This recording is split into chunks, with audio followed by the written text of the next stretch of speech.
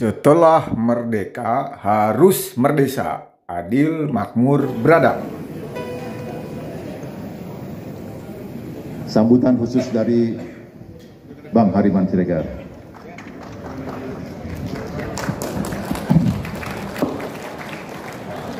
Assalamualaikum warahmatullahi wabarakatuh. Jadi di mana ya?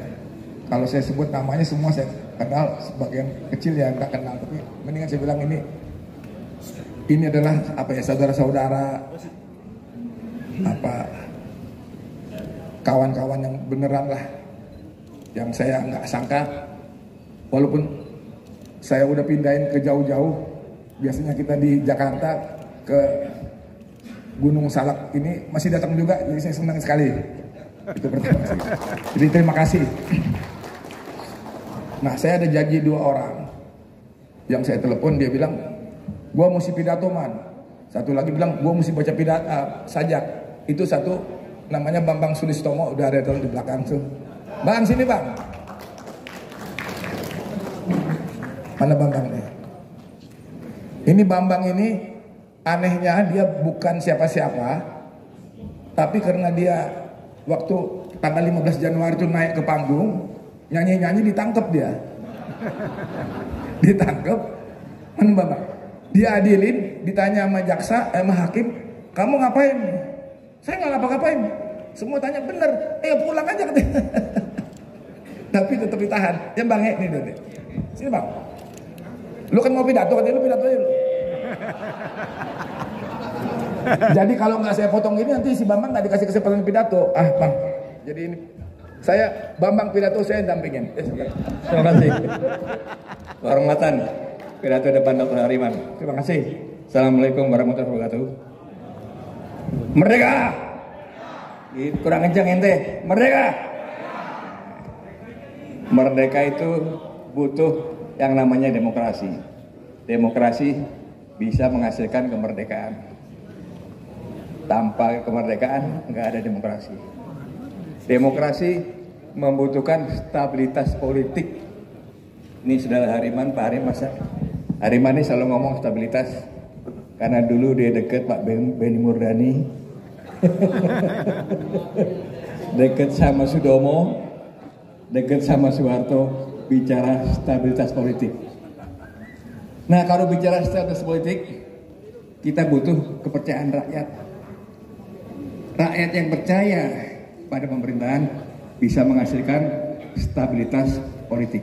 Kalau nggak mungkin. Ende hanya ngimpi aja. Indemo hanya ngimpi aja. Nah, terus terang saja, kita butuh kepercayaan rakyat. Nah, percaya dari mana? Tadi itu. Percaya dari orang-orang yang bicara tentang kejujuran, keadilan. Seperti saudara Hariman ini. Dan juga saudara Presiden kita yang sekarang. Siapa namanya? Iya, Bowo. Yang bicara keadilan dan tegaknya hukum, Prabowo Subianto. Kita butuh suara-suara ini makin keras. Tapi ini belum tentu bisa dipercaya rakyat, man. Belum tentu bisa dipercaya rakyat kalau nggak ada actionnya. Hanya omon-omon saja, saudara sekalian. Kalau nggak ada actionnya, mana percaya sama rakyat? Dan rakyat nggak percaya. Oleh sebab itu, saudara sekalian, kita butuh orang yang bisa menegakkan hukum keadilan dalam rangka menegakkan stabilitas politik, dalam rangka menegakkan kedaulatan rakyat, yaitu sikatlah orang-orang yang selama ini sudah ada namanya di depan mata kita. Mulai dari penyelundupan nikel, penyelundupan penyelundupan emas, korupsi, harus ditindak tanpa pandang bulu. Kalau masih selama pandang bulu, rakyat nggak akan percaya sama kita. Nggak ada indemo kalau masih pandang bulu. Saya kira itu saja, saudara Hariman. Saya ngomong gini dengan penuh perasaan cinta pada kita semuanya. Cinta pada saudara Hariman. Hariman ini pengorbanannya banyak sekali. Saya masih ingat zamannya kita masih di tempat tempat latihan di Kejaksaan Agung. latihan jadi tapol Kejaksaan Agung ya. Itu gedungnya jelek banget, tapi saya Hariman, Guru Milang, ada Guru Milang nggak sih? Ada ya. Ada Teo Sambuaga nggak? Mana Teo? Teh tumben dong kesini teh. Bagus juga Teo kesini nih. Ya, ada Salim, mana dia? Teman kita Randy Lemena, almarhum Eko Yatmiko, ya semua yang sudah meninggal. Kita di sekolahin di Kejaksaan Agung bicara soal itu, dan saat itulah saudara kita Hariman mengalami peristiwa yang menyedihkan sekali. Tapi kita semua sadar bahwa ini semua perjuangan harus tanpa keluh kesah. Kita harus berjuang bersama-sama sampai sekarang ini, dan saya terima kasih kesempatan bicara dengan saudara Hariman. Dan Man, emang lo gue perlu ngerangkul dia juga nih kayak gini. Makasih, merdeka. Ya, makasih Bang. Jadi utang saya udah kebayar. Bambang ini susah-susah nggak teh diundang deh. Jadi rekan-rekan sekalian, saya itu belum pernah sebenarnya seperti kehilangan apa ya, niat kalau menjelang tanggal 15 Januari seperti tahun ini. Kalau tahun-tahun lalu itu saya selalu, wah ini ada ini, kita mesti siapin tema ini gitu. Tapi tahun ini saya tuh sampai Desember aja udah akhir tuh mau bikin apa sih gitu. Untung saya ingat squad ini, oh iya saya punya kader-kader muda yang belum tamat, apa enggak itu aja kita coba untuk bikin acara gitu. Nah itulah, jadi saya diketawain juga karena dari dulu kan kita ngomongnya revolusi yang kita mau, ini yang sekarang demokrasi yang kita mau gitu. Tapi saya kira gini, saya kemarin tuh buka-buka lagi gambar-gambar dulu. Saya lihat di Kompas 2011 itu saya di interview dan saya bilang sebenarnya saya juga gak percaya sama demokrasi di Indonesia ini bisa jalan. Tapi saya tetap nggak mau nyerah gitu loh, ngomong terus. Jadi karena itu saya pikir kita bikin aja acara ini, dan saya minta di luar kota aja dah gitu loh, supaya jangan datang orang-orang yang hanya mau ngomong aja, mau tampil untuk cari perhatian dan lain sebagainya. Jadi karena itu waktu sampai sini saya lihat semua datang ini, saya senang benar terus terang aja. Jadi terima kasih teman-teman sekalian, dan ini sedikit banyak menghibur saya sedikit bahwa sebenarnya nggak tahu ya, kita juga mau demokrasi itu ada di Indonesia itu gitu. Terutama saya itu waktu pergantian presiden kemarin itu, saya pikir 20 Oktober itu udah berubah Indonesia gitu. Karena Jokowi ini, saya dari awal ya sebenarnya dengan Pak Jokowi ini nggak ada masalah, dan dia juga sama saya kira nggak ada masalah. Tapi saya kok nganggep Pak Jokowi ini jahat gitu, jahat tuh. Semua dia tabrak, semua dia langgar gitu. Jadi dan sampai hari ini juga ngapain masih cawe-cawe gitu loh. Itu saya nggak masuk akal saya. Saya dalam hati saya begini, kalau dia diam seperti saya banyak diam, orang akan rindu gitu loh. Kalau saya kira kalau Pak Jokowi keluar dengan keluarganya, dengan apanya, pasti orang senang. Seperti pengalaman saya dengan Pak Habibie. Saya dekat Pak Habibie terakhir aja. Jadi waktu Pak Habibie sebenarnya dekat si Jimli ini, dekat sekali. Cuman waktu Pak Habibie presiden, kok saya yang jadi dekat Jimli selalu ngeluh itu, kok si Hariman menang melulu gitu loh. Jadi gini, Pak Habibie setelah berhenti itu, dia diam, dia nggak mau ini, dan saya kira dia juga merasa bahwa dia itu kayak nggak diterima gitu loh, atau dianggap. Jadi dia pikir kita ini orang aneh gitu, nggak bisa ngargai dia gitu loh. Jadi tapi waktu dia meninggal itu, saya lihat semua orang datang loh ke makamnya. Saya nggak lihat, tapi di TV katanya jalan ke sana penuh gitu loh. Jadi saya pikir Pak Habibie pada akhirnya, dan sekarang sering dipuji-puji Jim, dulu dimaki-maki terus. Jadi kalau saya bilang kepada demonstran, udahlah Habibie itu baik, nggak bisa Bang. Itu kalau kacang panjang, kalau dipotong pendek tetap namanya kacang panjang. Jadi kalau anteknya Soeharto, biar gimana tetap anteknya Soeharto, kurang ajar nggak ada. Jadi itu yang saya rasain. Jadi karena itu pada hari ini sebenarnya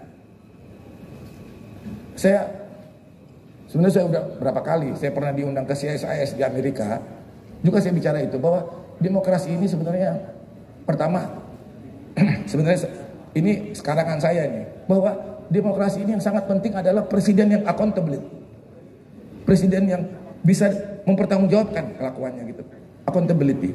Jadi, tapi itu saya nggak pernah bicarakan karena saya bicara yang tadi kita bicara Jim, yaitu presiden yang ngerti rule of law, presiden yang menumbuhkan civil society, presiden yang membiarkan pers dan rakyat berbicara seenaknya, sebebasnya, dan terakhir ya partai yang benar gitu loh. Tapi kalau sekarang saya kira itu yang kita butuhkan sebenarnya presiden yang bisa, yang accountable. The important thing is the president of who is very, yang accountable. Kalau nggak itu, yang lain itu pasti nggak otomatis gugur gitu loh. Itu saya percaya. Jadi kalau di buku-buku sih di sekitar saya banyak lah, ada si ahli-ahli politik, ilmu politik ya, yang bicara weak institution, ya kan, yang tadi dibilang di mana check and balance, ineffective judiciary, bikin apa ya, otoritarian itu jadi kondusif, jadi ini memungkinkan gitu loh. Udah itu yang kata Bambang tadi, untuk bikin trust itu mesti ekonomi yang benar, yang ekonominya itu benar, bukan kayak sekarang bangun pakai utang apaan, semua juga bisa bangun utang, bangun ini. Sekarang utang. Kapan kita, itu kayak ke rumah Gadi aja, kapan kita membangun dengan hasil produksi kita? Nggak ada. Jadi itu semua ada di buku-buku. Tapi sudah itu kita bicara di sini disebut social polarization, semacam gitulah, di mana kita terpecah-pecah. Memang gimana mau ada persatuan? Jadi gini, persatuan kalau istilah Bung Hatta itu persatuan tanpa apa ya, kejujuran, itu persatuan. Jadi saya kira sekarang ini kalau kita bicara konsolidasi yang dilakukan oleh setelah 20 Oktober ini, saya bukan kritik ya, tapi konsolidasi ini kalau dasarnya bukan dengan apa ya, sukarela, tapi dasarnya itu seperti kemarin, yuk kita kok pergi 3 hari ke Magelang gitu loh, dan lain sebagainya, dan nanti ini sekarang juga mau apa ya,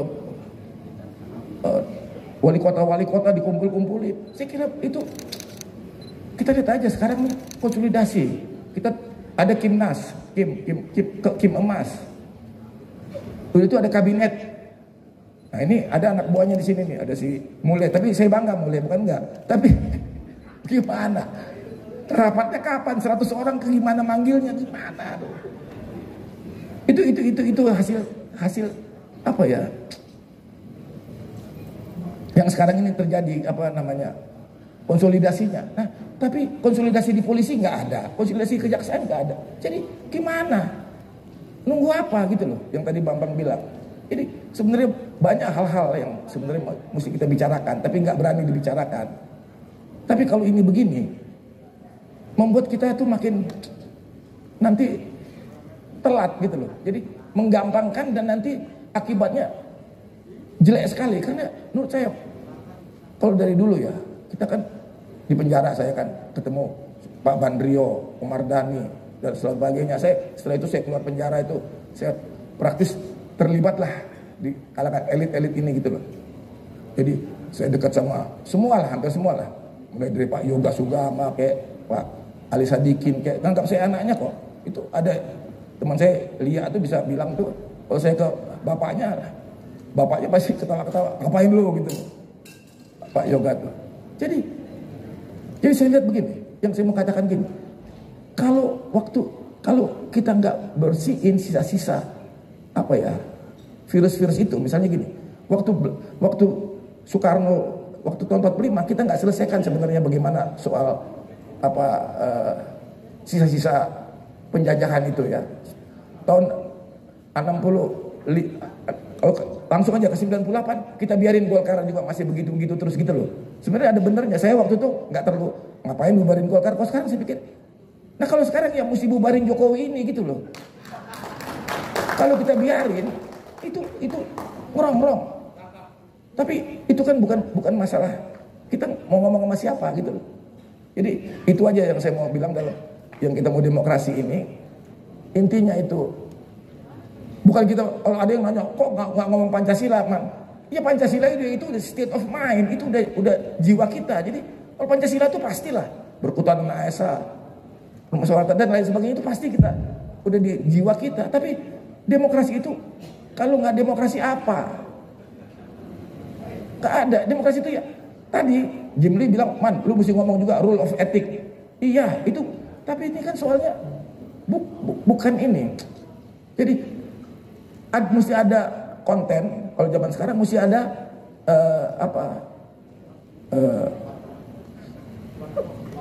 platformnya gitu loh. Kita nih konten nggak ada, platform juga nggak punya. Jadi anak-anak sekarang dengar ini dari mana gitu loh? Dengar omongan-omongan kayak gini. Itu aja sih yang saya mau. Sebenarnya saya mau nggak bosan-bosan ngingetin itu aja lah. Mau berjuang apa Jim? Mau bikin partai apa? Jadi saya kira itu aja sambutan pendek saya. Maksud saya acara hari ini, saya nggak mau panjang-panjang, tapi saya ingin memperkenalkan dulu. Sini Theo, Bang. Jadi ini jarang-jarang malah lari ketemu nih sedikit. Yang minta di foto aja. Sini. Yang masih sisa, yang lain mati gitu. Kalau udah mati kita nggak bisa foto. Yang ini udah soal pribadi aja teh. Raub nggak lari, nggak ditahan dia. Bambang nih, ini ditahan aja dulu. Jadi nggak bisa cerita, Raub ikut-ikutan. Yuk. Nah kalau Tio ini, dulu kita marah karena Tio ikut KMPI, tapi sekarang ya udah liwat dah. Kita lagi main bola, Tio lagi main bola, pergi. Lu ikut KMPI lo, padahal nggak salah Tio gitu.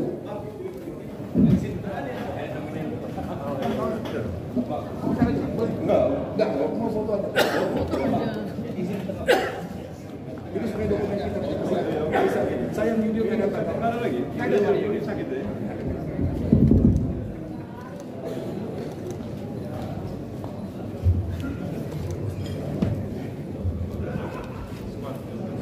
Indemo. Tangannya dong, tangannya bang. Mana kita?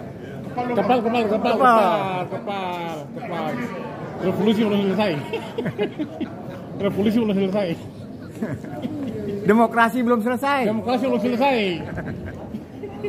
Mantap, makasih deh. Yang. Mesti demokrasi di jalan merdesa. Nah, Adil, makmur, beradab. sebelum kita masuk kepada acara berikutnya, saya juga minta Bursa sama Mulai naik ke atas semua. Pak Hariman sedang memotong tumpeng. Potongan pertama akan diserahkan. Potongan pertama akan diserahkan ke. Ya kita beri tepuk tangan sama-sama. Ya, potongan pertama dari Bursa.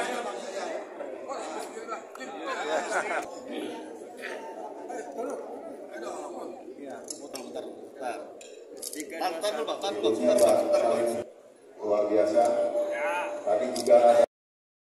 Manusia tanpa cita-cita mati. Cita-cita tanpa kerja mimpi. Idaman yang menjadi kenyataan adalah kebahagiaan. Salam Merdesa Art Space. Adil, makmur, beradab. Merdesa, merdesa, merdesa.